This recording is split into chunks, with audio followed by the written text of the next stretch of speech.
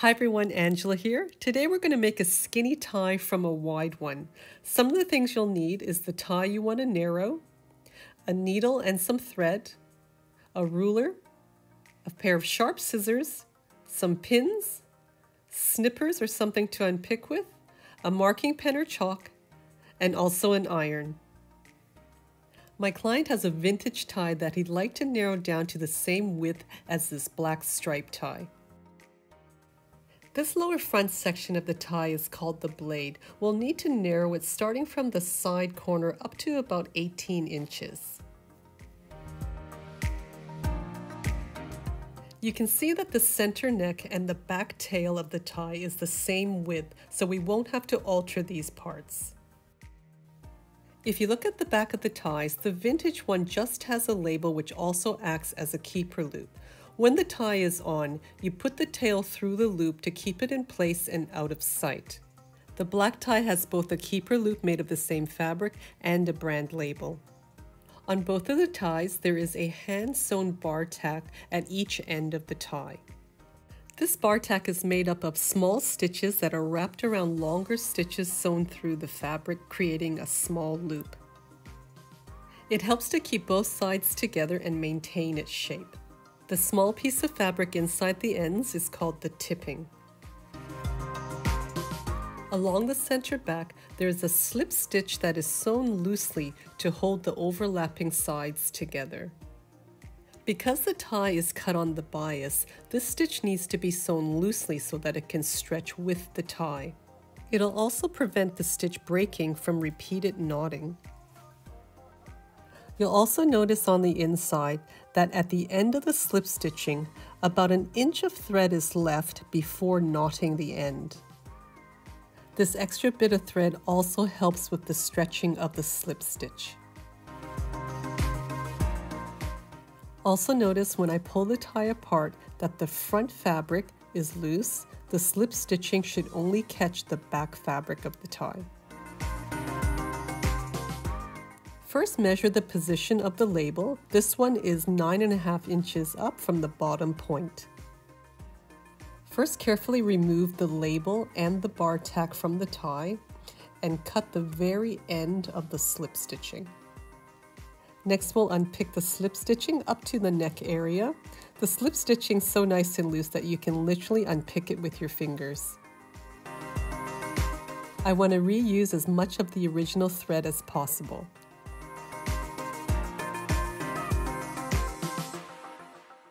Next, take out the interlining from the shell and place the skinny tie on top of it, matching it up at the bottom points.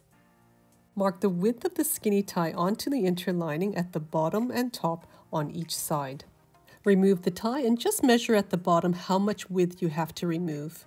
In this case, it's 5/8 of an inch on each side. Next, draw the two lines connecting your marks and then cut out the excess with scissors.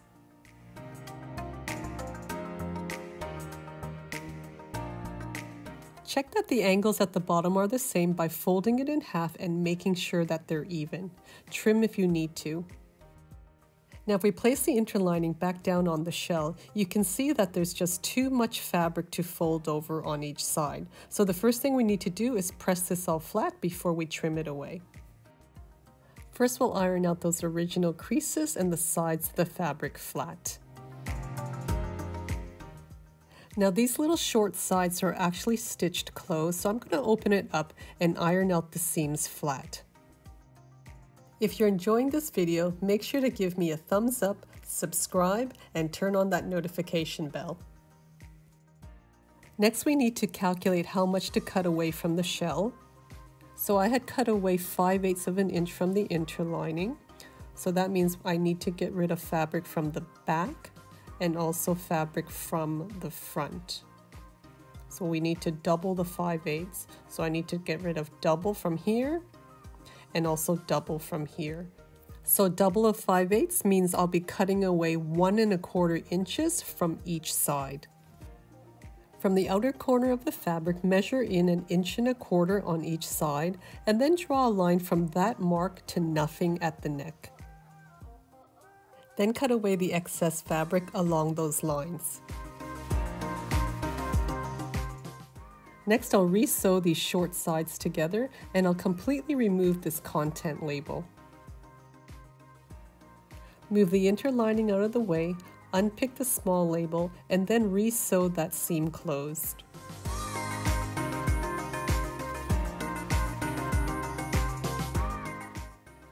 To sew the short sides again, we just need to flip the fabric over right on that bottom crease, line up the side edges, and stitch with a 1/4 inch seam allowance back tacking at the start and finish. Turn your fabric over while pushing out that corner. Then repeat for the other side.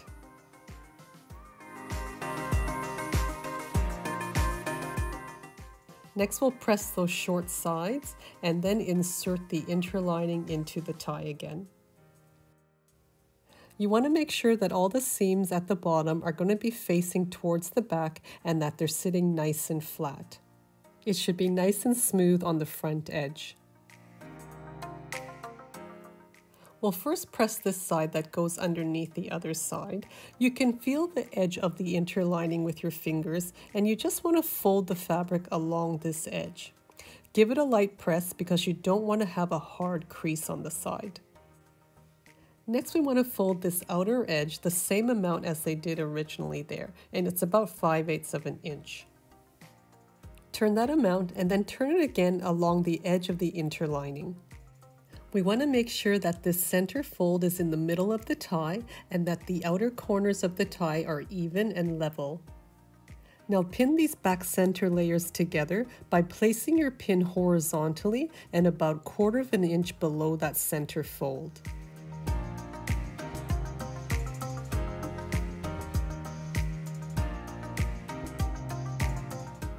Give this side a light press and then just check that the corners are even by folding the tie in half and making sure that the angles are the same length.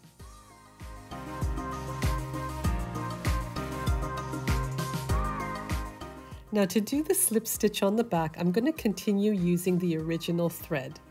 I'm just going to thread my needle. It's actually a nice strong thread.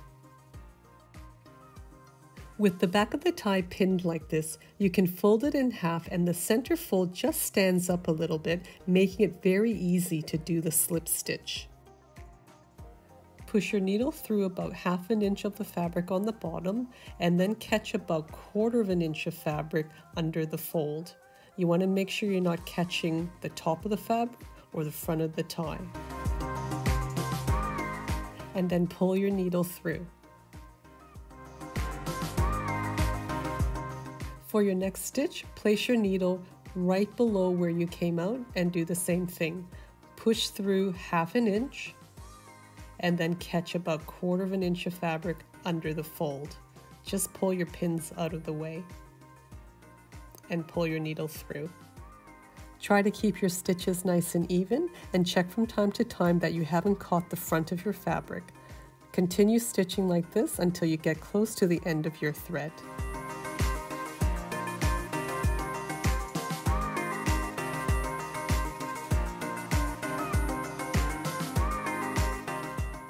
I'm close to the end of this thread, so I'm just going to do a couple of more stitches to secure it and then tie it off with a knot.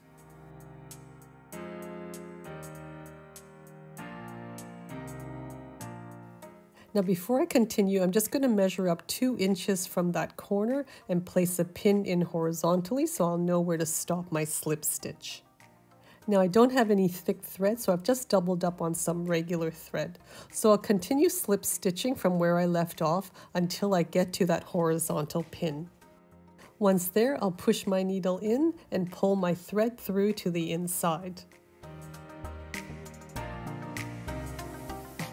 Then I'll finish it off by leaving about 1 inch of extra thread and making a nice strong knot at the end. Now at the 2-inch mark, I'm going to sew the bar tack.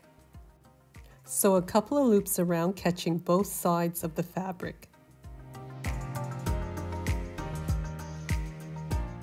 Next, slip the eye end of the needle underneath all the loops, and then point your needle up and over the thread and pull tight to one side.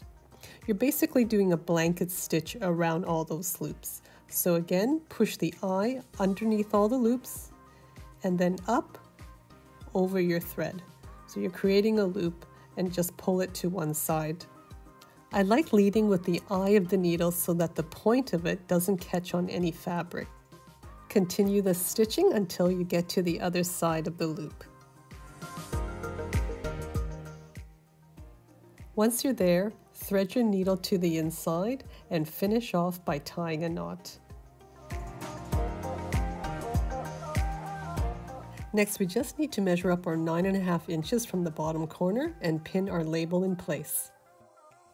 With matching thread, we just need to sew a few stitches around each corner of the label neatly and securely. Now give it another light press and your skinny tie is done.